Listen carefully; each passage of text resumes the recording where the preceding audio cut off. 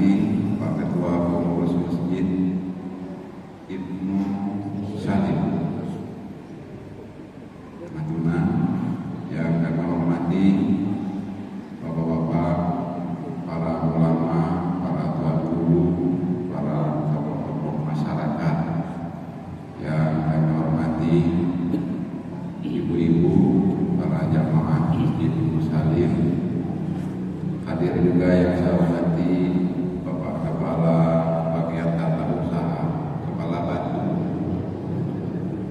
Bagian Tata Usaha, Kepala Batu, Pak Haji Edi Patara, hampir ada namanya Edi Batubara, di Kapak TU. Saya juga datang Pak mantan pemenang sini, Pak Kiai Haji Ahmad Husain.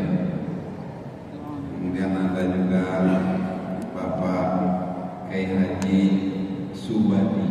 Ini yang ngurus madrasah-madrasah kita. Beliau kepala bidangnya. Kemudian ini yang putih mantannya sipil di Batam.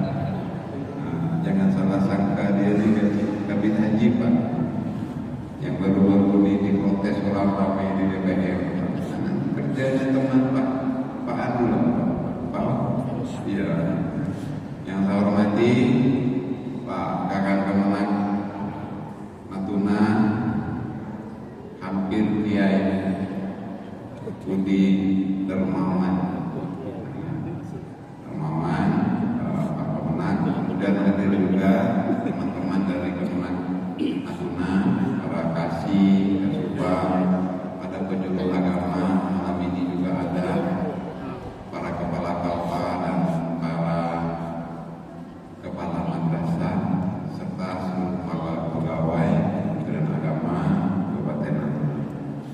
Alhamdulillah kita bersyukur kehadiran Allah Subhanahu wa taala.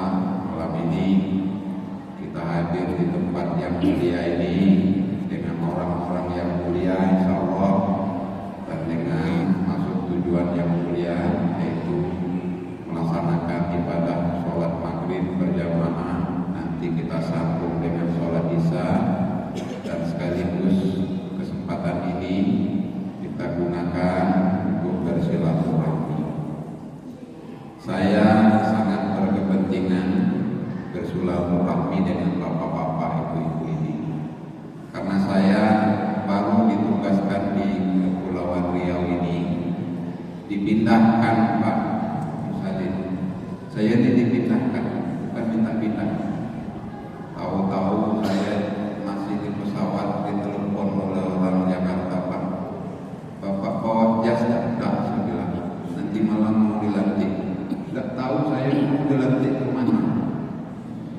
Malam-malam saya dilantik menjadi Kakanwil Kementerian Agama. Memang saya syukur ya. Pada junjungan kita Nabi besar Muhammad SAW, mari kita menyampaikan salawat dan salam. Allahumma shalli ala sayyidina Muhammad. Saya ini asli Melayu Jambi, dan kita ini satu lautan. Ketemulah laut kita ini di Kuala Tungkal di Jambi. Pernah kita ini berebut Pulau Lingga, Pulau Persada. Kami ini tak punya pulau di sana, cuma laut aja, itu pun sedikit. Datang orang itu ini tak mau aja, masih satu aja Pak. Saya itu mikir dengan bahasa pulau ini 2.000 jadi iya. Bapak kasih satu aja tak mau.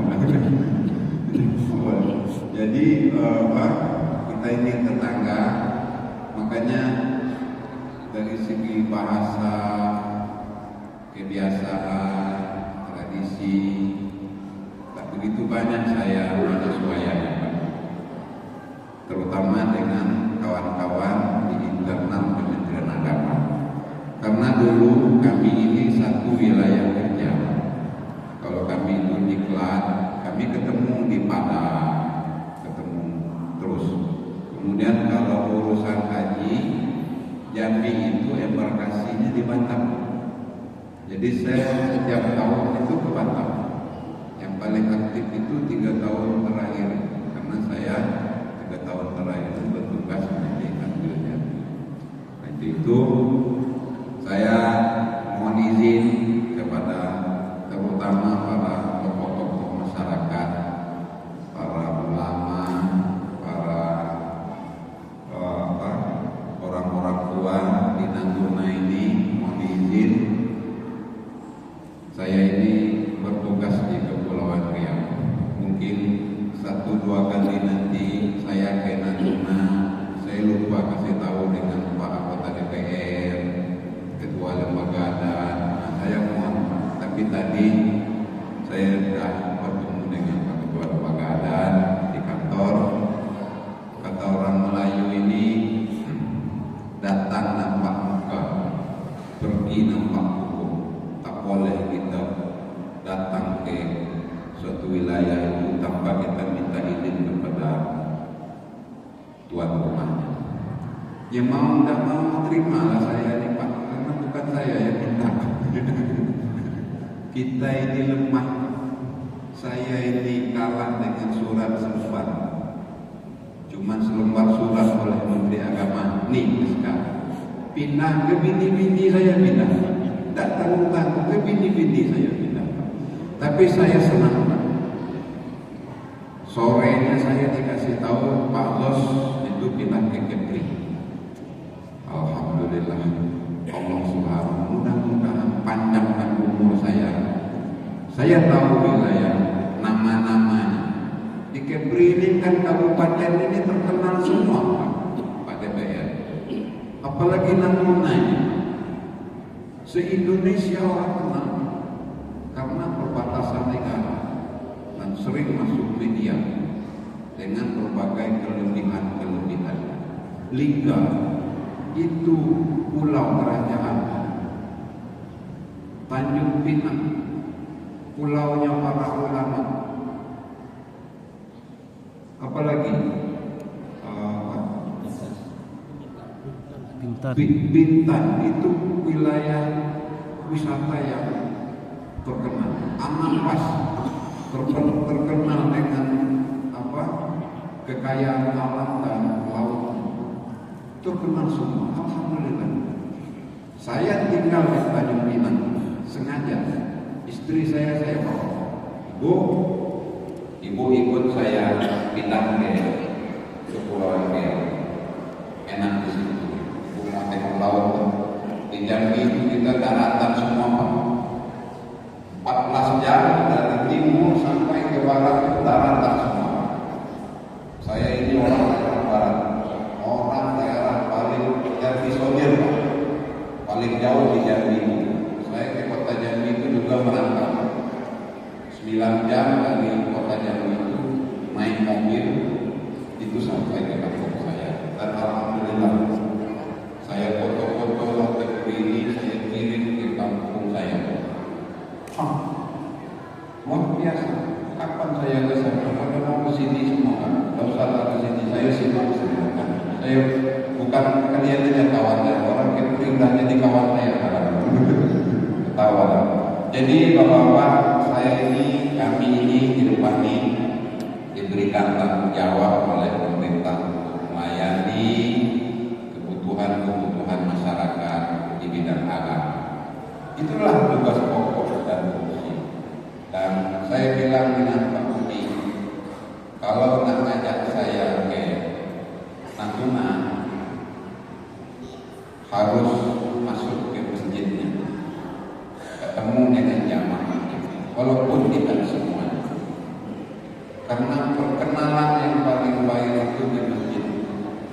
Tak ada tempat yang paling mulia, tak ada tempat yang paling elok tempat perkenalan itu di masjid. Karena sampai di masjid ini tujuan kita sama, mau berhabas daripada kata-kata di masjid ini tak ada yang jelek. Ngaji bahasa Al-Quran yang kita bawa sini. Pada malam hari ini saya sangat bersyukur, alhamdulillah bisa berjumpa dan memperkenalkan diri dengan bapak-bapak Bapak Ibu hadirin yang saya hormati, saya tadi terkejut betul melihat masjid ini begitu megah. Di Kepri ini Pak, saya lihat paus-paus ini di Natuna, di Batam apalagi, kemudian di Tanjung Pinang sampai ke Bintan, bagus-bagus. Alhamdulillah, ada semangatnya begitu baik bagi kaum muslimin di Kepulauan Riau ini untuk membangun. Dan ini perlu kita imbangi dengan kemakmuran. Saya sudah sampaikan kemarin dengan Kemenang Tanjung Pinang kami, karena saya tinggal di Tanjung Pinang, tolong ajak saya safari subuh. Kemarin ketemulah, dan 2 kali ketemu dengan Pak Wali Kota terpilih. Saya bilang, Pak Eriza, Pak Kemenang, sebenarnya tugas penting kita ini salah satunya adalah bagaimana mengajak masyarakat, anak-anak muda ini masuk ke masjid. Masuk ke masjid. Saya tak peduli lah anak-anak membelari di masjid. Yang penting kita didik anak-anak kita ini mencintai masjid. Didik anak-anak ini untuk sholat. Didik anak-anak ini pakai sarung. Nanti dia tak pandai pakai sarung Pak. Digulungnya terus sarungnya sampai ke atas nih Pak. Tak pandai dia pakai kopiah Pak. Kopi yang leleng, tak pandai dah kebiasaan. Tak berani dia nanti dah tua macam bapaknya pakai sorban. Tak berani karena tak biasa. Tak biasa dia pakai baju koko macam kita ini, pakai sarung, pakai gamis macam Pak DPR ini. Ini kebiasaan penting. Karakter itu penting. Saya berkali-kali cerita, tadi di Kemenang saya cerita dengan kawan-kawan. Kalau Bapak ke rumah saya, sangat jarang Bapak ketemu saya pakai celana panjang. Sangat jarang. Pasti Bapak sampai saya ini pakai sarung. Di rumah Pak, kalau Bapak nanti di kantor, rumah saya sore-sore pulang kantor, insya Allah biasanya pakai sarung, kecuali ada kerjaan yang di rumah, biasanya pakai celana panjang. Tapi kalau dalam waktu sedang pakai sarung. Kenapa? Ini kebiasaan dari orang tua saya. Orang tua saya imam masjid Pak. Kejam orangnya Pak. Bapak saya itu kejam. Mana? Yang 5 nih. Terus saya mana? Pakai sarung. Karena tugas saya mompa lampu petromak. Sama ngecek mic. Ingat Bapak, mic koal yang bunyinya tuh Pak, kalau sedang story Bapak penting nyaring. Kebiasaan anak-anak. Dan itu saya sudah terbiasa mulai dari kelas 3 dan 4 SD. Tidak bisa. Kalau jam 5 itu sudah dicari Bapak pakai apa? Mana? Ini kejam orang tua. Cuma itulah yang saya ingat, paling saya ingat dengan orang tua saya. Waktu saya jadi kepala kabupaten, datang saya ke bapak saya. Bapak dulu kejam itu saya. Ketahuan itu saya. Kalau jadi kepala kabupaten. Tapi itu saya terima kasih. Sesujud saya dengan bapak. Cium pipi, itu mulai sakit. Pak, terima kasih Pak. Bapak tak panjangan, tak ada panjangan. Inilah yang harus dilakukan oleh orang-orang tua sekarang. Mohon maaf. Mungkin kita di masjid ini Pak. Jangan-jangan anak kita tinggal di rumah sedang buka HP, mana apa? Mungkin sedang buka HP ya. Sedang nonton sinetron 24 jam itu siang. Inilah yang terjadi. Ya ada dua firqah urusan ini. Firqah pertama, ada orang tua kita nih mau sendirian beribadah sendiri. Firqah kedua, ada juga kejadian ini. Saya jadi kepala orang penuh jalan orang antar anaknya. Kebetulan di masjid itu ada TPA tempat ngaji. Antar anaknya jam setengah 6 itu ngaji di masjid. Dia pulang Pak. Sampai maghrib, sampai isya, katanya sudah isya menjemputnya anaknya Pak. Ini nggak enak. Saya bilang sekarang yang punya masjid itu jadi wakil gubernur karena dosen saya, Pak. Ini orang antar, jumlah antar. Karena berapa kali Pak saya mau pergi nikahkan orang, maghribnya di masjid itu. Saya suka karena semua pengurus itu teman saya. Imam-imamnya habis enak. Pada pulang Pak, ada yang pakai silet aja yang pengantar anaknya. Cium pipi, kasih lihat. Hati-hati ya, ngaji yang baik, balikan. Cus, balik ke rumah. Karena orang kita ke masjid kita. Ini ngisi masjid di mana-mana ada masalah gitu. Pak Imam jumlah penduduk, jadi ngisi masjid. Saya pernah ke kampung saya Pak, jauh, saya jadi gubernur. 3 kali orang nyuruh ceramah Pak, jamaah di kita sebanyak. Dosa saya bilang ceramah. Hari ketiga ceramah saya, bapak-bapak, ibu-ibu pengurus masjid, ini nanti hari Ahad kita gotong royong. Nah itu Pak, bawa sekop, bawa palu, rodam, bawa kapak. Butuh apa? Bahasa Jawa Pak. Kita di kampung sesebut aja Pak. Tak apa dosa. Kita rubuhi jalan masjid di belakang. Saya ketawa. Saya gurau semua. Kita rubuh tak ada pun apa.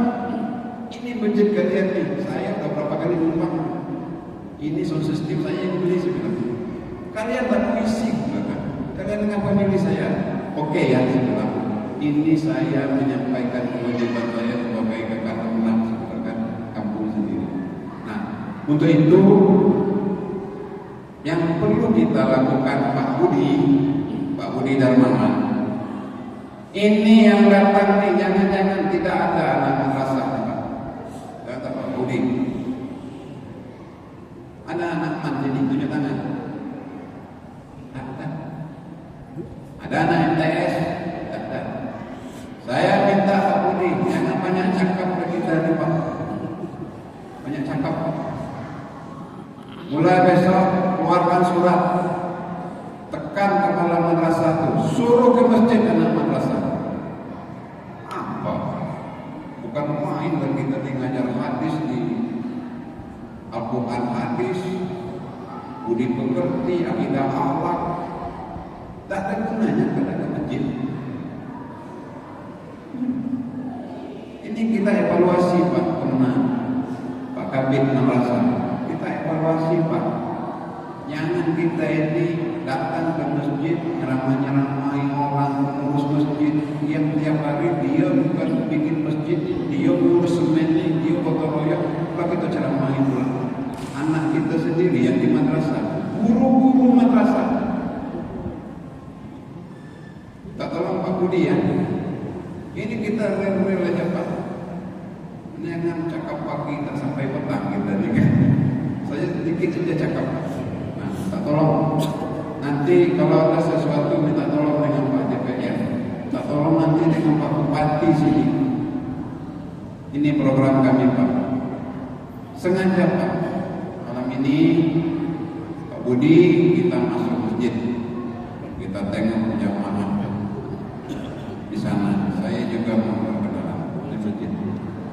Membangun masjid ini kan banyak jenisnya. Pertama, membangun secara fisik. Yang kedua, memang yang paling sulit ini memfisiknya. Putar-putarlah Pak Imam, ada juga orang itulah cerita Pak di Jambi. Jam berapa Isa? Ada preman Pak. Preman baru Isap masuk masjid Pak. Jadi gali masjid. Kadang-kadang azan. Heran dia Pak. Selama ini kan lama tak masuk masjid, mungkin ada 20 tahun. Hari ini azan jam 12 tak ada orang datang. Azan jam 3 tak ada orang datang. Besoknya azan dia jam 9. Ribu orang. Apa nih? Bagilah ini. Sholat apa? Sholat duha itu tak perlu azan kan? Saya mau tanya kepada bapak-bapak. Nih mudah-mudahan ini ceramah dia Pak. Kemarin saya azan jam 12, kalian tak datang. Saya azan jam 3, kalian tak datang. Azan jam 4 pagi, kalian tak datang. Ini saya azan jam 9, kalian datang semua. Penuh masjid ini. Yang gila itu saya apa kalian nih? Jadi logika pikiran ini kadang-kadang kena juga. Untuk itu saya yakin Pak, kita ini punya komitmen ini. Tinggal kita memperbanyak mengajak keluarga kita. Nanti kita yang tua ini, anak kita ini lebih cucu Pak. Mungkin perlu kita mengulang kembali nasihat-nasihat kita dulu. Mungkin anak bapak-bapak ini sudah jadi pejabat, sudah jadi pegawai, sudah jadi orang sukses. Kalau kasih tahu juga lah mereka. Seminta sambungkan lidah saya ini Pak mengajak. Saya ini rasanya tanggung jawab ini besar betul Pak. Rasa-rasanya sekarang nih satu aja orang Islam di Kepri ini tak bisa ngaji. Rasa-rasanya jadi tanggung jawab saya. Apalah jawaban saya ke Tuhan di akhirat nanti? Apa jawabannya? Bukan main lah budi. Pak Kemenak mengurus saya datang tadi macam apa? Apa sebenarnya yang mau saya buat? Yang bisa saya lakukan ini ketemu dengan bapak-bapak. Yang penting untuk tahap pertama ini saya sampaikan kepada bapak-bapak. Untuk isi masjid ini, supaya istirahatlah di masjid ini Pak. Mulai pagi kita dikerja, siang kerja, tak sempat mungkin ada yang bilang malam disempatkan. Lapor dengan Tuhan apa yang kita kerjakan hari ini. Berdoa di masjid ini Pak. Inilah gunanya pengurus masjid ini bikin macam ini, bukan main. Dah bertahun-tahun ini bisa bikin masjid seperti ini. Alhamdulillah Pak. Dibantu dari sana, bantu sini, ketua panitianya otak-atik. Jadi masjid isi ini Pak, senjata. Sujudlah di sajadah masjid ini. Inilah bukti kita dengan Tuhan nanti. Kita bisa tunjukkan Pak, ya Allah, aku sujud dekat tiangku. Di mana kau sujud? Aku sujud di belakang imam. Di mana kau sujud? Aku sujud di sajadah imam. Inilah bukti yang paling membahagiakan di akhirat ini nanti. Percaya bapak-bapak, sujud. Bapak mau bilang saya jadi orang kaya, tak laku depan Tuhan. Saya pejabat tinggi, tak jadi kanwil, tak laku depan Tuhan. Saya jadi kemenang, jadi bupati, termasuk kota DPR mungkin Pak, tak laku depan Tuhan Pak. Tapi yang paling bukti yang paling otentik ini bekas sujud kita di masjid itu. Itulah bekal yang paling hebat kita bawa ke hadapan Tuhan. Karena dalam salat kita itu ada syahadat, ada istighfar di situ, ada doa di situ, lengkap di dalam sujud kita, dalam rukuk kita, dalam takbir kita, dalam sujud kita, dalam tahiyat kita, lengkap di situ. Dan di masjid ini dilakukan itu. Itulah bukti yang sama dengan kita dengan pengadilan. Apa buktinya? Ini sertifikat saya. Asli dah, dipanggillah yang ahli dengan tinta, ahli dengan tanda tangan. Betul, ini sertifikat asli. Tapi di akhirat di depan Tuhan apa bukti amal kita? Sholat. Saya sholat di mana? Bekas sujud kita ini. Bekas air wudhu kita nih. Kita marah dengan anak-anak kita di masjid. Itu jadi bukti, Pak. Nah, jangan dibuat bukti nanti. Saya pernah nasihati anak-anak di bukti kita masuk masjid. Perbanyaklah bukti-bukti ini di depan Tuhan. Kalau perlu Tuhan saudara, ini orang bilang buktinya Pak, catatannya banyak. Gak usah diislam lagi. Pak, itu betul. Itu lupa. Ini biasanya orang yang mendirikan masjid. Untuk itu mari kita makmurkan masjid. Anak-anak kuat kalau dia kuat masuk masjid. Bapak lihat, kalau anak-anak rajin subuh di masjid, insya Allah apapun yang kita bebankan kepada dia itu besar nanti selesai. Disuruh dia kuliah bisa dia belajar, disuruh dia sekolah bisa, suruh dia jujur dia. Kalau kita biasakan dia 5 waktu di masjid, ini banyak bukti, Pak. Mohon maaf, kami ini pengurus masjid semua dulu di Pak Kabit, Pak Ahmad Hussein, berapa tahun di masjid? Ada 5 tahun. Tuh Pak Edi Batara, tunggu masjid, Pak. Pak Sapiki, Pak Subadi, tunggu masjid. Saya ini tukang pompa petromak, tukang hidupkan pipa. Ini Pak DPR ngurus masjid 15 tahun ngurus masjid, Pak. Badan saya, Pak. Nah ini Pak ya, saya bukannya saya mau orang sini tak masuk masjid. Nah kita nih mari nanti sama-sama, mungkin tak cukup dengan orang pemenang ada. Mari kita yang belum masuk masjid, yang umur waktu sholat maghrib ini ajak masjid. Umumnya contoh malam ini kita ini kan sudah 40 tahun ke atas semua yang masuk masjid. Tapi yang 30 ada generasi yang hilang di masjid itu, yaitu generasi 30 tahun ke bawah. Hilang di masjid ada, jarang ketemu ada, kecuali Jumat. Tapi kalau 5 waktu generasi 30 tahun ke bawah pada kalian itu hilang.